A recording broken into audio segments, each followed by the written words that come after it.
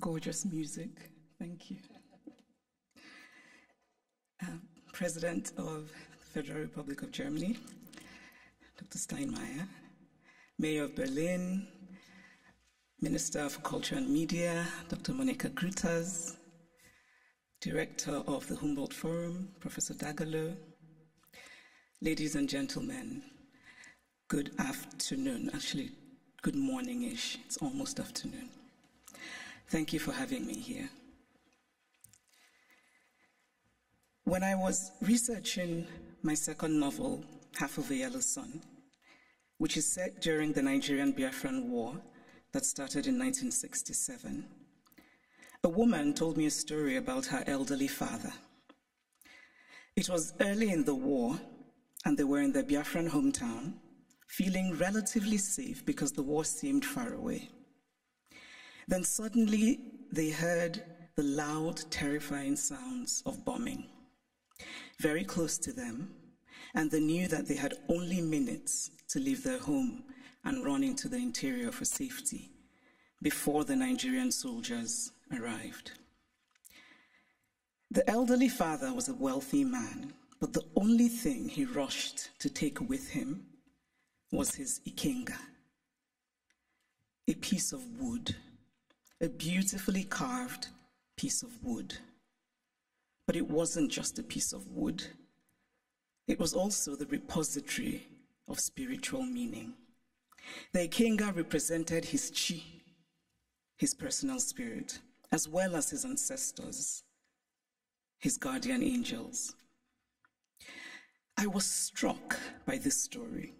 This man, facing the possibility of never seeing his home again, chose the thing that mattered most to him.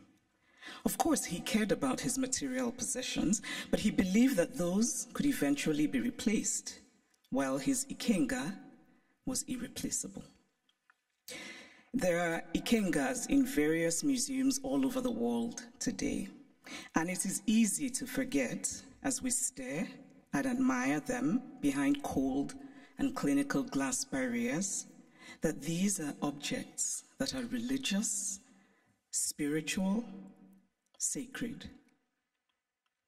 Art lives in history, and history lives in art. Much of what we call African art are also documents that tell stories. Some are literal in their storytelling, like the beautifully ornate Benin stool that was sent to the Oba of Benin by his people when he was exiled by the British, and which he looked at and immediately could deduce from the carvings the state of his British plundered land. Other sculptures and carvings are more metaphorical. They speak to the dignity of a people, to their worldview, to their aspirations. Some of the early Christian missionaries across the African continent were very keen on destroying African art. Carved African deities, which they told the Africans were just magic. I cannot help but wryly wonder what could be more magical than the story of a man who dies and then magically rises again, a man who also manages to magically give his body as bread. And I say this, by the way, as a newly returned Roman Catholic. The point is that belief systems vary, and as long as they feed the spiritual needs of a people, they're valid. We cannot be dismissive of a belief system merely because it is unfamiliar to us, just as we cannot be dismissive of a history because we are uncomfortable with it. So I'd like to tell a small story about a Nigerian woman who's married to a Belgian and has lived in Belgium for many years. She said once that she was shocked that her son, while being taught Belgian history, was taught nothing about Congo. They teach my son in school that he must help the poor Africans, she said, but they don't teach him about what Belgium did in Congo. Now, if her son does not learn that the modern Congo state began 100 years ago as the personal property of a brutal Belgian king who was desperate to get wealthy from ivory and rubber, If her son does not learn that the hands of Congolese people were chopped off with rusty axes for not producing enough resources to meet a king's greed, if her son does not learn that the Belgian government later ruled Congo with a deliberate emphasis on not producing an educated class, if this young Belgian boy knows nothing of these incidents, then at some point they will perhaps no longer have happened, because the past, after all, is the past, because we collectively acknowledge that it is so. It is not that Europe has denied its colonial history. That would be too crude. It is instead that Europe has developed a way of telling the story of its colonial history that ultimately seeks to erase that history. The former French Prime Minister, Nicolas Sarkozy, gave a now infamous speech in Senegal, in which he said, "I have not come to deny mistakes or crimes. Mistakes were made and crimes committed, but no one can ask of the generations of today to expiate this crime perpetrated by past generations." This is central to the story that Europe tells itself about its colonial history. It is a story that basically says, yes, colonialism happened, but. And whatever comes after the but is the focus of the story. What the focus on the but does is that it absolves. It frees Europe of responsibility, of a significant and traceable connection to the African present, and it allows Europe the glow of charity. But the truth is that the past does not merely tell us what happened yesterday, it also illuminates what happens today. If we acknowledge that present-day Europe is shaped by the Renaissance of 600 years ago, by the Enlightenment of 300 years ago, then surely we cannot say that what happened merely 100 years ago in Africa no longer matters. It matters. We are gathered today in this reconstructed palace, a beautiful place, but also a place that represents Germany's nostalgia for imperial times. When Kaiser William II lived here, German troops were killing children, women, and men in Southwest Africa. This building says that German history matters, even in a romanticized form. The history of Africa and Asia and Latin America must matter as well. We cannot pick and choose which histories and which points of view still matter, because to do this would be an ugly exercise of brute power. And speaking of power, here's a headline I just read in a German publication.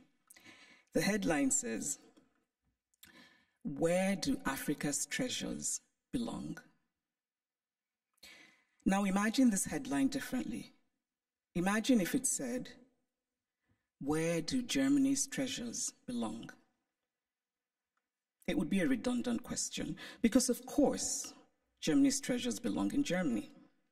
But the question would never even be asked, because there would be no circumstance in which it would be, because of power. And so it seems to me that what we are fundamentally grappling with in this space, in all of these questions about the Humboldt Forum, is power. Unequal power, how we navigate unequal power relations. And there's always been, to me, something shabby about unequal power relations. The victory feels colorless, almost unearned. So I spoke of Belgium and its colonial history, but what of Germany and its colonial history? Do school children here learn about Namibia, what was called the German Southwest Africa? Do school children know that 100,000 Herero people were murdered by the Germans? Do they know of the wells that were poisoned? Do they know of the women used as sex slaves and others as slaves in German camps? Do they know of the Nama people killed and of the Maji Maji revolt in German East Africa? And why should they know? Because to tell only one part of a story is essentially to lie. A story is true only when it is complete.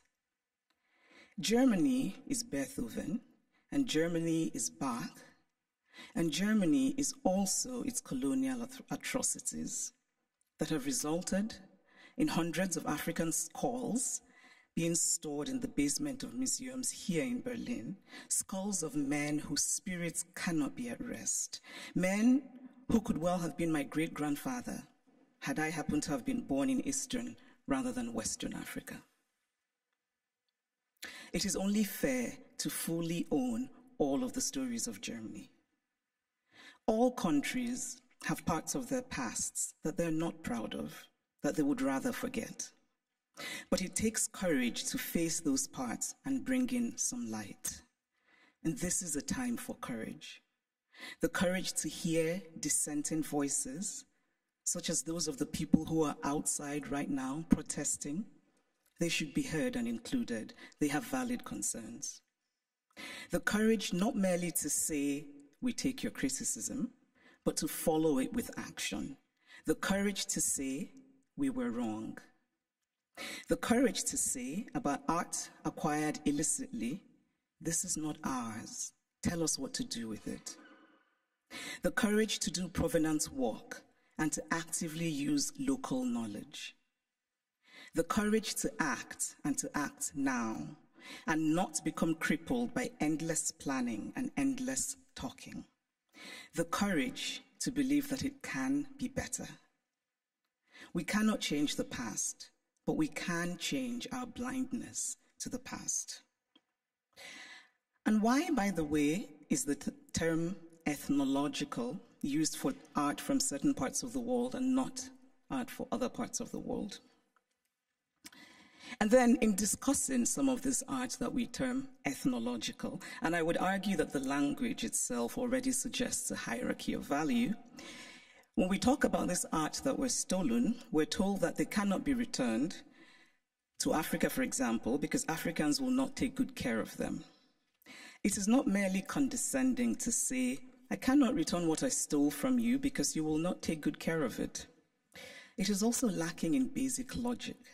Since when has the basis of ownership been taking good care of what is owned? This position is paternalistic arrogance of the most stunning sort. It does not matter whether Africans or Asians or Latin Americans can take care of the art stolen from them. What matters is that it is theirs. The brilliant Nigerian artist Victor Hikameno put it much better than I could, and in very Nigerian terms. He says, if I come and steal your wrapper, and I say I won't give you back your wrapper because you will not tie it properly around your waist, or you will not wash it well, and so the colors will fade, or this or that, all are irrelevant. The wrapper is mine, and I can do with it what I will. Give me back my wrapper because it is mine. The metaphorical wrapper, for those of you who are befuddled by wrapper, it's a piece of cloth, should be returned for the reason that Hikameno illustrates, which is respecting the property of others, but also because Europe has defined itself as a place of certain values: progress, liberty, fraternity, tolerance, individual rights, and most of all, the rule of law. A nation that believes in the rule of law cannot possibly be debating whether to return stolen goods. It just returns them.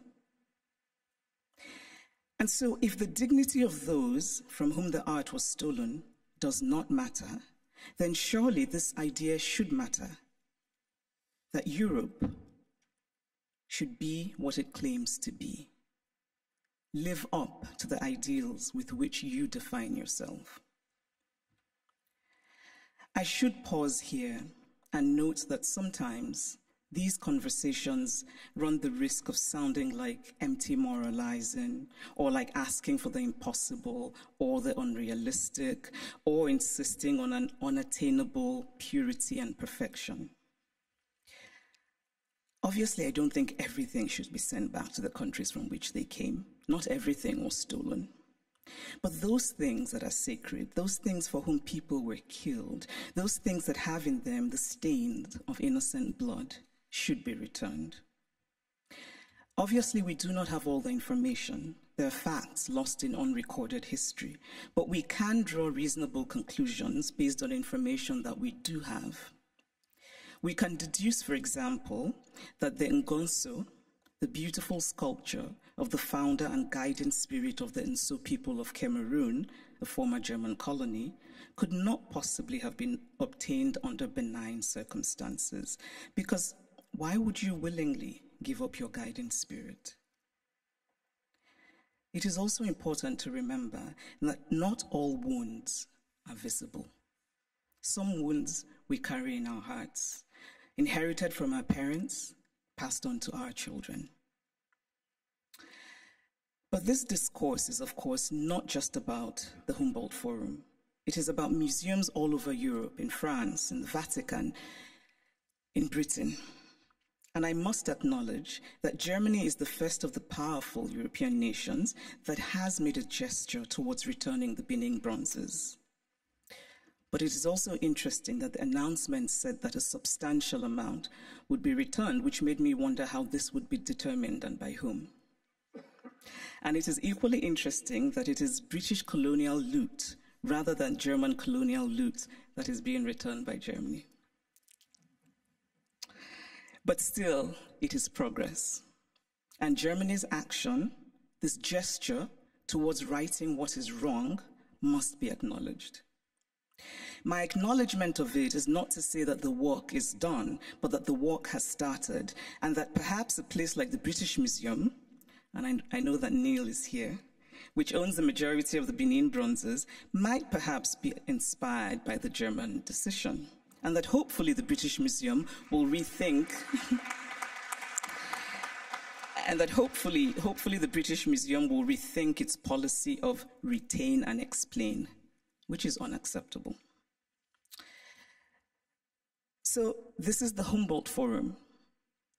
A forum usually implies, among other things, a space created for a free exchange of ideas. One can only hope that the Humboldt Forum will live up to its name as a space for true intercultural and transcultural exchange of ideas in mutual respect between the cultures. But this rhetoric, free exchange of ideas, must be practical. And by that, I mean such things as travel visas. It must be easy for people from Africa and Asia and Latin America who should participate in these conversations to get travel visas. The Humboldt Forum was conceived as a place to tell the universal story of the human race from multiple perspectives. This is a commendable idea, but it is incomplete. Because again, we must confront the issue of power. Who tells the story? Who is the teller and who is told about?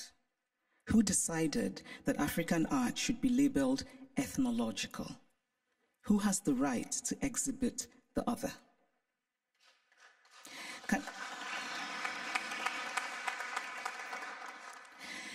Can the Humboldt Forum be an opportunity? Can it become, among other things, a project of remembering, solemn, honest, mutual, and respectful? In conclusion, I want to say that I believe very much in dialogue. And I really believe that we can recreate the world by acting more courageously. To act with courage is to have concrete hope in a better future. We carve out a small space of the world, we shape and we reshape it, and in that way, small slice by small slice, we walk slowly, yes, but we walk on the path to real progress. Courage and hope are intertwined. Courage is an act of hope, and hope is born of courage. Acts of courage create hope, and there is nothing more essential to the human spirit than hope. So here's to courage. Thank you.